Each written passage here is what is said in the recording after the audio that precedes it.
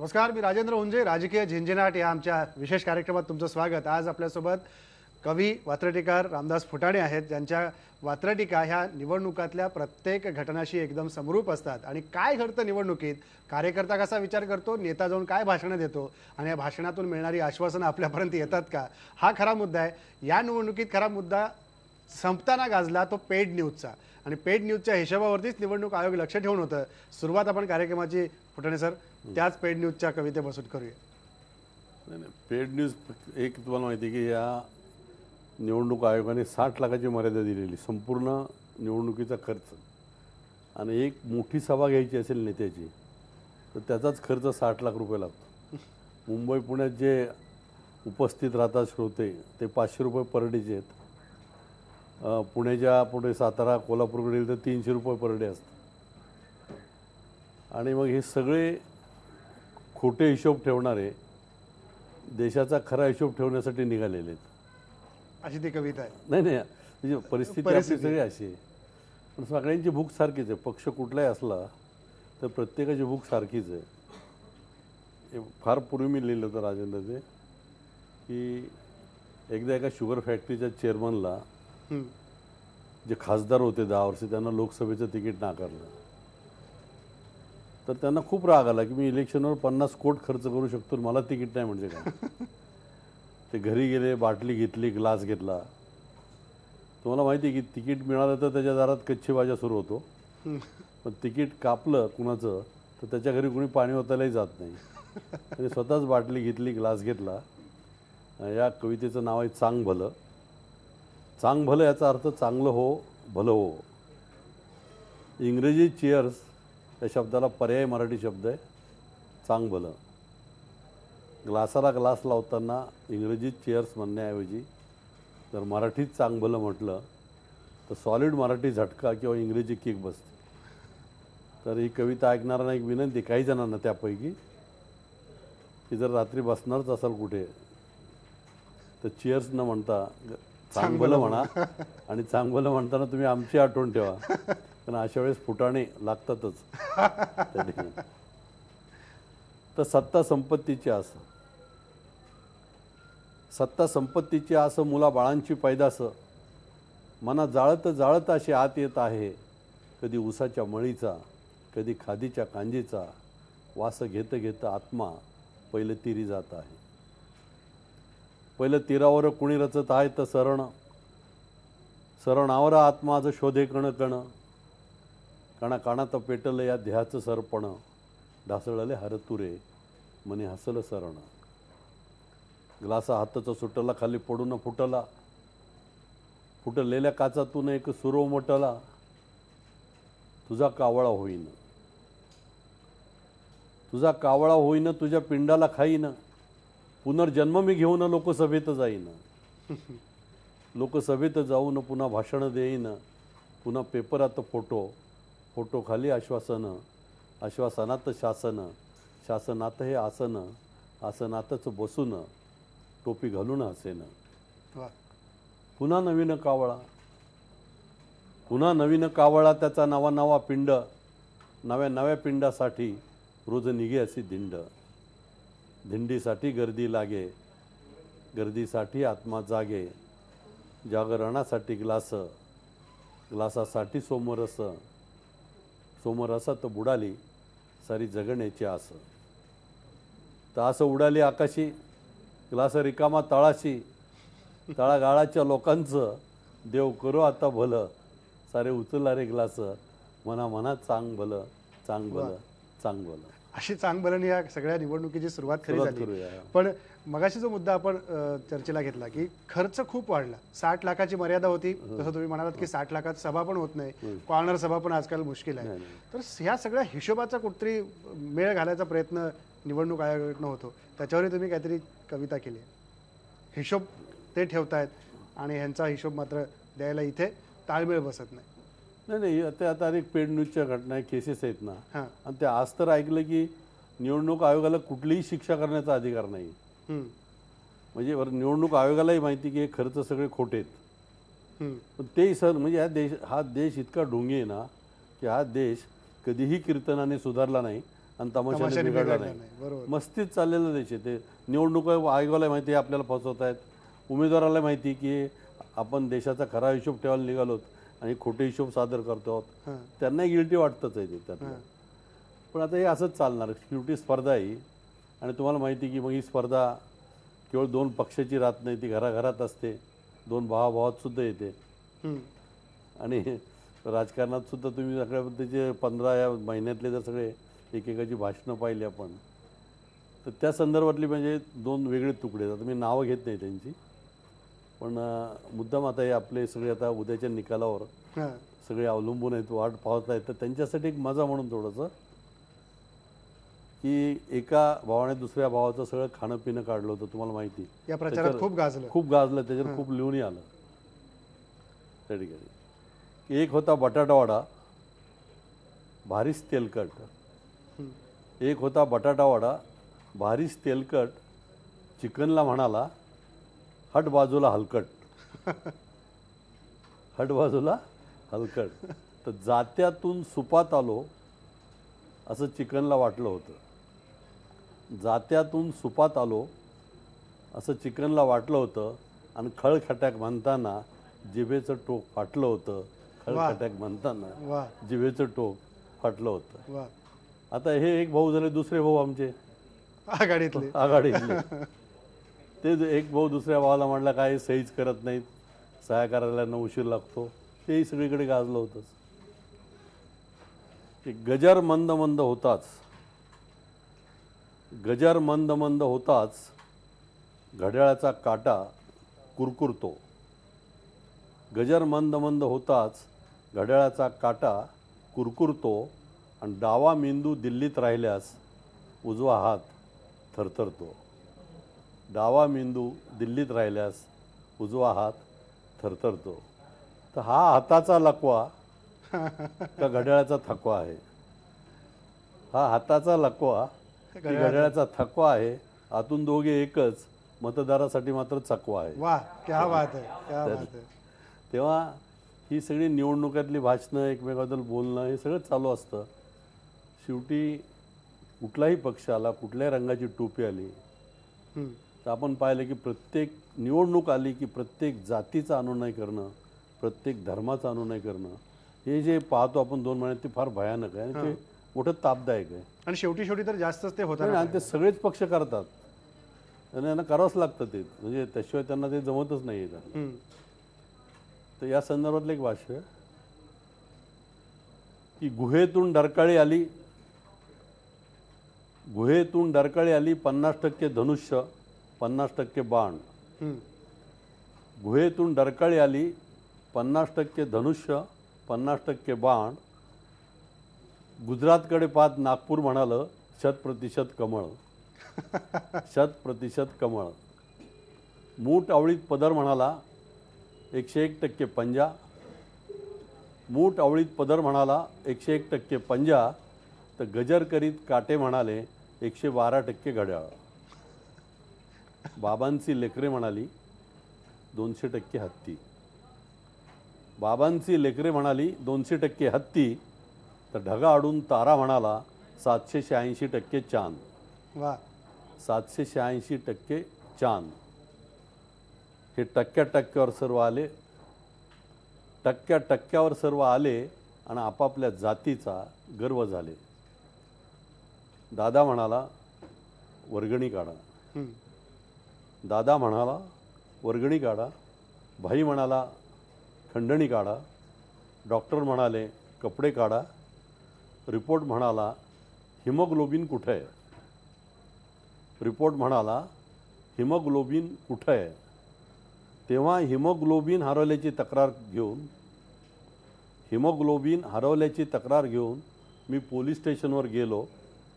तर तिथे एक महात्मा उभा चरखा हरवल्याची तक्रार घेऊन, वा. एक महात्मा उभा चरखा हरवल्याची तक्रार घेऊन पोलीस पावती विचारत होते चरखा खरेदी केल्याची. एक हवालदार जवळ आला, म्हणाला हिमोग्लोबिनचा तपास कसा लागेल? हिमोग्लोबिनचा तपास कसा लागेल? प्रथम रक्त होतं हे सिद्ध करावं लागेल. प्रथम रक्त होतं वा. हे सिद्ध करावं लागेल. बाजारात पिण्याच्या पाण्याची बाटली 12 रुपयाला आहे, दूध त्याहीपेक्षा स्वस्त आहे आणि रक्त त्याहीपेक्षा स्वस्त आहे. तुम्हाला कोणतं रक्त हवं, कोणतं रक्त हवं, हिरवं, केसरी का निळं? हिरव्या रंगाचं रक्त बाजारात भरपूर उपलब्ध आहे, केसरी रंगाचं रक्त बाजारात भरपूर उपलब्ध आहे, निळ्या रंगाचं रक्त बाजारात भरपूर उपलब्ध आहे. फक्त लाल रंगाचं रक्त संपलंय. या देशाची शोकांतिका आहे 60 वर्षांनी. क्या बात आहे. ते 60 वर्षात आपण हे पण नीट ठेवू शकतो. हे नाही, उलट प्रत्येक निवडणुकीत ते वाढतच चाललेलं आहे आणि जाती आणखी घट्ट होत चाललेल्या आहेत त्यातल्या. आपल्याला त्या मुद्द्यावर यायचं आहे. एक ब्रेक घेऊ. ब्रेक नंतर याच राजकीय झिंझिनाट्याची मैफल अशीच सुरू राहणार आहे. पहा फक्त IBN लोकमत.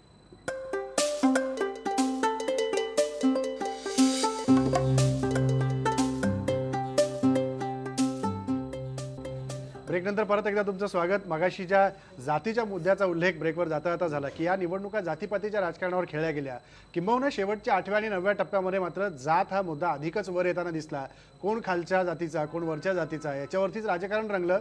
लोकांचे प्रश्न बाजूला राहिले. याच्यावर फार सुंदर भाष्य करणारी कविता फुटाणे सरांकडे आहे. सर, ती कविता प्रेक्षकांसाठी. की जात जात होती, जात येत होती, जात जात होती, जात येत होती, जात जाताना जातीला भेटली, जवळ खेटली आणि तशीच रेटली सचिवालयापर्यंत, मदिरालयापर्यंत, शिवालयापर्यंत. जात बोलू लागली, जात डोलू लागली, जात हलू लागली सभेतून, वर्तमानपत्रातून आणि परिषदामधून. जात जातीला चिकटली, दुसऱ्या जातीला खटकली, तिसऱ्या जातीने हटकली, स्वधर्मी निधर्मी परधर्मी होऊन.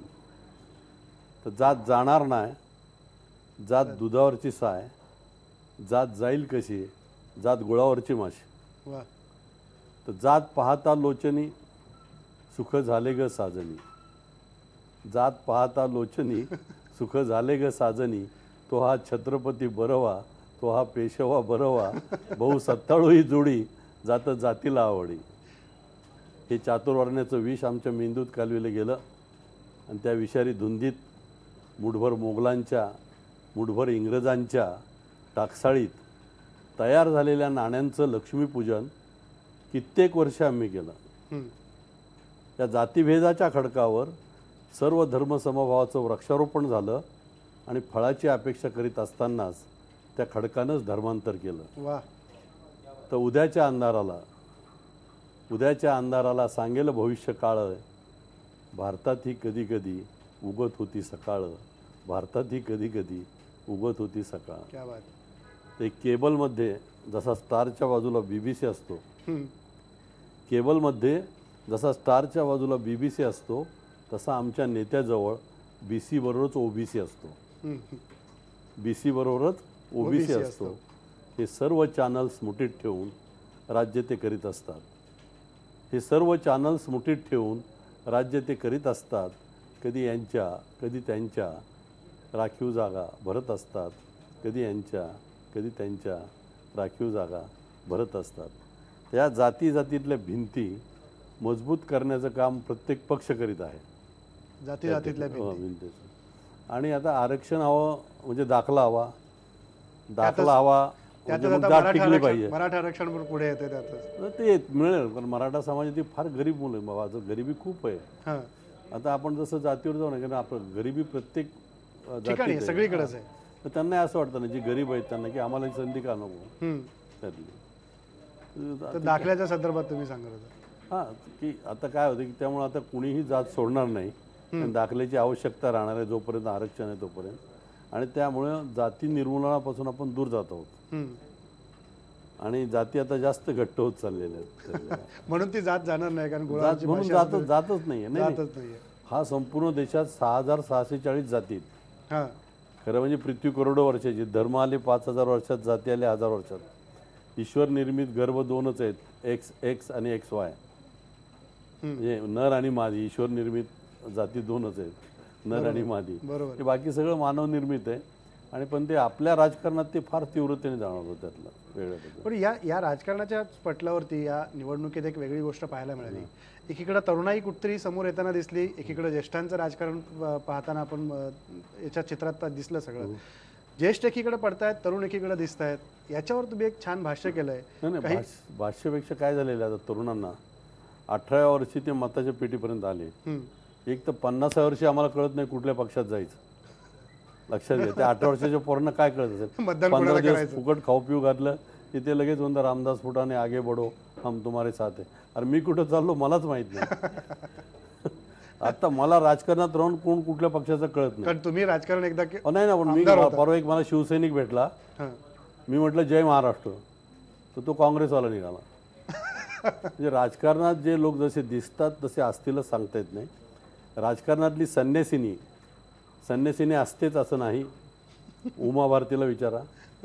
राजकारणातला आचार्य असतोच असं नाही. आपण गोविंद आचार्याकडे पाहूया. तसंच राजकारणातला ब्रह्मचारी हा ब्रह्मचारी असतोच असं नाही. याच्यावरूनच खूप वाद तो कदाचित अविवाहित असू शकतो. आता वाद झाले आतलं मधले आत्ताचे सोडून द्यायचे ते, पण हे फार पूर्वीपासून आहे. राजकारणातले हे असले वाद कधी काढू नयेत त्यातले. पण म्हणून होतं की राजकारणात जे जसे दिसतात तसे असतील सांगता येत नाही. राजकारणातला ब्रह्मचारीच असतो असं नाही, तो अविवाहित असू शकतो. हे अटल सत्य आहे. की संन्यासिनीकडे पाहूनच आचार्यही झुकू लागले. संन्यासिनीकडे पाहूनच आचार्यही झुकू लागले. आणि ब्रह्मचार्याचे सुद्धा आजकाल गुडघे दुखू लागले. तर वरच्याचे गुडघे दुखतात, खालच्याचे नगारे झडतात. आणि कृष्ण कृष्ण रात्रीला लाल लाल स्वप्ने पडतात. कृष्ण कृष्ण रात्रीला लाल लाल स्वप्ने पडतात त्या ठिकाणी. अशी ती कविता होती. पण या निवडणुकीकडे तुम्ही काय वेगळ्या दृष्टीने पाहिलं? एक कवी म्हणून, एक वात्रटिकार म्हणून, एकेकाळची राजकारणी म्हणून. आजही राजकारणात तुम्ही सक्रिय असाल, आमदार होता, सभागृहातलं राजकारण पाहिलं, सभेतलं राजकारण पाहिलं, निवडणुकातलं पाहिलं. ही निवडणूक तुम्हाला कशी वेगळी वाटली कवी म्हणून? नाही, कवी म्हणून पहिल्यांदा ही निवडणूक अशी वाटली की प्रत्येक पक्षाचा उमेदवार जेव्हा स्टेजवर उभा राहायचा तर तो कुणीतरी गुन्हेगार आहे समजूनच उभा राहायचा. आणि सगळे मतदार किंवा समोरचे ऐकणारे श्रोते आहेत ते फिर्यादीचे वकील असल्यासारखे समोर बसलेले वाटायचे. म्हणजे आतापर्यंत तुम्ही पहा की एकाचाही चेहरा असा प्रसन्न मला उमेदवाराचा तरी वाटला नाही या ठिकाणी. हे पहिल्यांदा असं निवडणुकीत झालं. दुसरी गोष्ट काय की काही स्वप्न दाखवणारी माणसं मंडळीमध्ये आली. दिल्लीती पाहिलं आपण. पण या सगळ्या काही सायकिक केस आहेत. गांभीर्यपूर्वक राजकारण करायचं असेल ना तर माझं मत लोकांना आवडणार नाही. पण BJP आणि काँग्रेस हे मुख्य प्रवाह आहेत की शेवटी जबाबदारीने हा देश चालवायचा असतो. मनमोहन सिंग यांच्याकडे ते होते जागा, ते पृथ्वीराज चव्हाणकडेही आहे.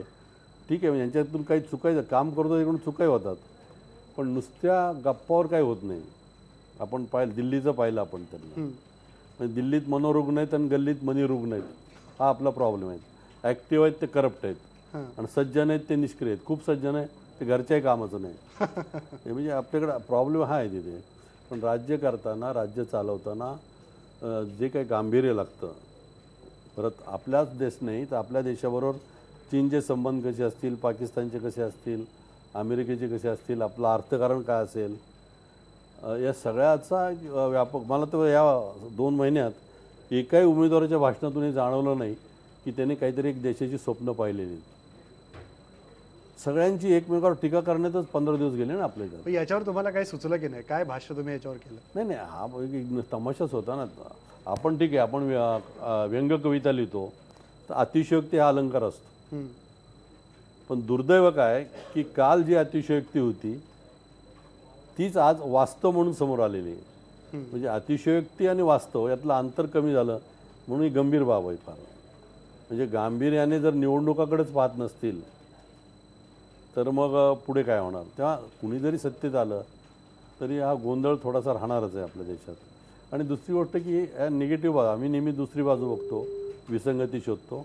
पण खूप चांगलं 15 वर्षात देशातही झाले आणि पुढेही चांगलं होईल. आता मतदार हुशार झाल्यामुळे, तो आता उमेदवारापेक्षा सरस ठरल्यामुळे वेगळे आता रिझल्ट आपल्याला पाहायला मिळतील लवकर. चांगलं होईल म्हणून आपण सुरुवातीला चांगलं म्हटलं. देशात हा देश तुम्हाला सांगा तसा भाऊक आहे, भाविक आहे, म्हणून त्याची स्पीड कमी होतं जरा भावुकतेमुळं आणि भाविकतेमुळे. पण हळूहळू सगळं व्यवस्थित होऊन जाईल. व्यवस्थित होऊन जाईल अशी आशा सगळ्याच कवींना आपल्या या सगळ्या फक्त राजकारणाकडे मनातली पाहताना वाटते. जातीयता कमी झाली पाहिजे. जातीयता कमी झाली पाहिजे. जात आणि धर्म हे राजकारणात आणून चालू नाही, ते घरातच पाहिजेत त्यातले. अगदी बरोबर. या सगळ्या मुद्द्यांच्या व्यतिरिक्त देखील आपण एक इतरही 2 कविता सरांकडनं ऐकणार आहोत. कारण त्यांची कविता गाजलेली होती, भारत माझा कधी कधी देश आहे. असं आपल्याला का वाटू लागतं? कारण आपल्याच देशात राहिल्यानंतर आपणच आपल्याला परके का वाटू लागतो? हे ब्रेक नंतर ऐकणार आहोत. पहा फक्त IBN लोकमत.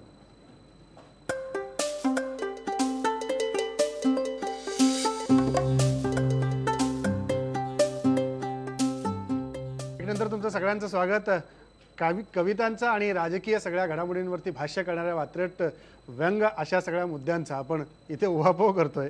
सर, तुम्ही खरं तर काँग्रेस पक्षाचे आहात, आमदार होता, पण एवढंही असून तुम्हाला कुठले पक्ष बरे वाटतात? त्याच्यावर तुम्ही काहीतरी छान भाष्य केलेलं आहे. माझी वैचारिक बैठक ही काँग्रेसचीच आहे, त्यामुळे मी काही काँग्रेसपासून दूर जाणार नाही.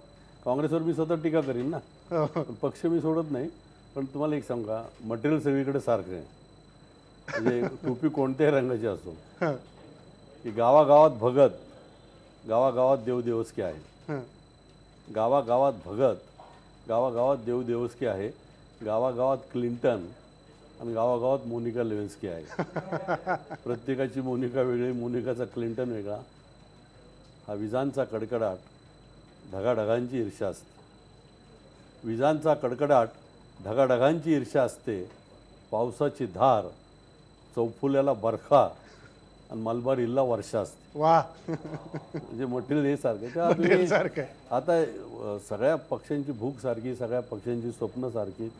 एक फक्त वैचारिक बैठक वेगळी थोडीशी असते आणि लोकशाहीचं ते चांगलं लक्षण आहे. मला काय त्यात गैर वाटत पण याच्यावरच तुम्ही एक कटपीस नावाची कविता केली आणि कटपीस ती हिंदी पूर्वी होती, पण जातीवरची एक अगोदर केली होती. ते ऐकवतं मग कटपीस ते समारोप करतो पाहिजे. आपण समारोप भारत माझा कधी कधी करूया, त्यांनी करायचं, त्यांनी करूया. कटपीस मी असाच विचार करत होतो की संपूर्ण पृथ्वी, हा देश, माझा प्रांत, माझी भाषा, याचा मी विचार करत होतो. तेव्हा सुचलेली कविता आहे कि था बेच रहा कटपीस हाथ पर,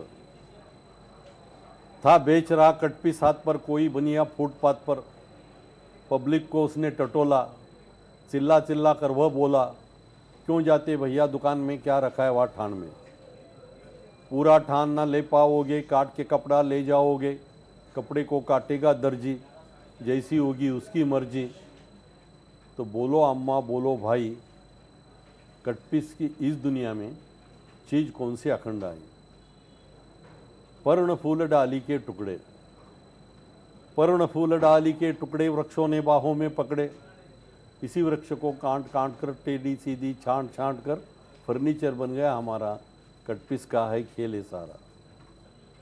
तो बूंद कटपीस है धारा की, पाण्याचा थेंब, कि बूंद कटपीस है धारा की, धारा कटपीस है बादल की, बादल कटपीस है सागर का, सागर कटपीस है धरती का, धरती के कटपीस को कहते देश हमारा, देश हमारा, देश के कटपीस को कहते प्रांत हमारा, प्रांत हमारा, प्रांत के कटपीस को कहते जिला हमारा, जिला हमारा, जिले के कटपीस को कहते गांव हमारा, गांव हमारा, गांव के कटपीस को कहते घर है मेरा, घर है मेरा, और घर के कटपीस को कहते तन है मेरा, तन है मेरा.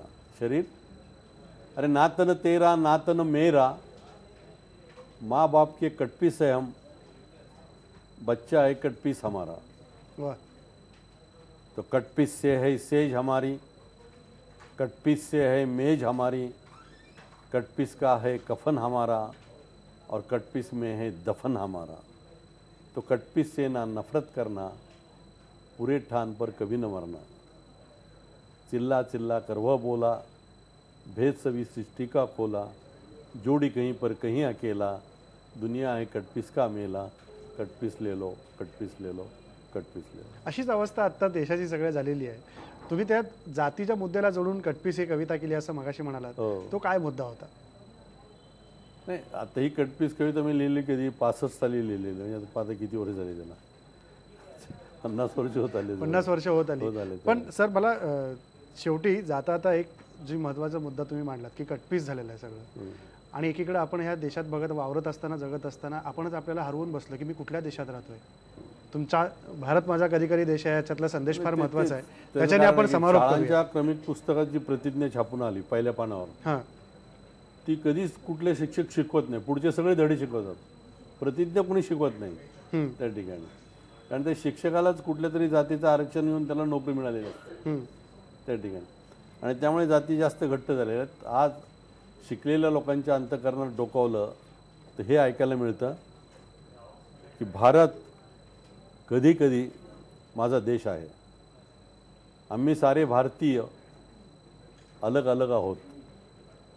माझं आयुष्य हा काय राष्ट्रीय एकात्मतेचा प्रबंध नाही, त्यामुळे अन्य जाती धर्माशी माझा काडीचाही संबंध नाही. माझ्या जातीचा माणूस, माझ्या धर्माचा माणूस हाच माझा भाऊ आहे आणि माझा देश माझा खाऊ आहे. वा.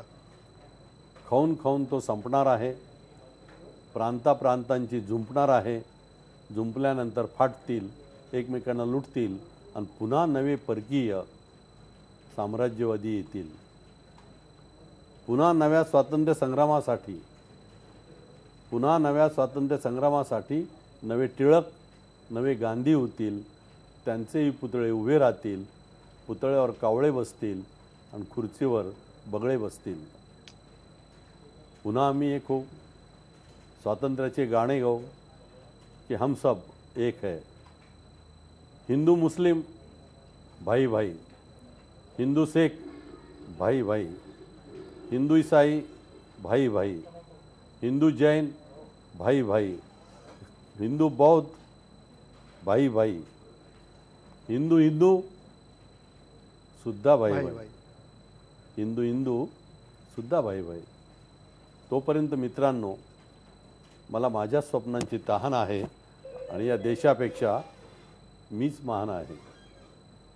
मी माझ्यासाठी जगतो, मी माझ्यासाठी मरतो. आरशात पाहून मी मलाच नमस्कार करतो.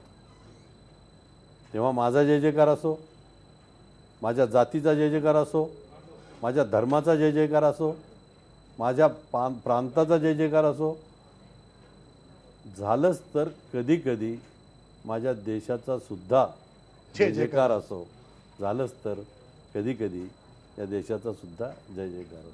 क्या बात आहे सर, धन्यवाद. तुम्ही आलात आणि ह्या सगळ्या राजकारणातल्या घडामोडीवरती आपलं भाष्य केलं. या कार्यक्रमात आपण इथंच थांबू. पहा फक्त IBN लोकमत.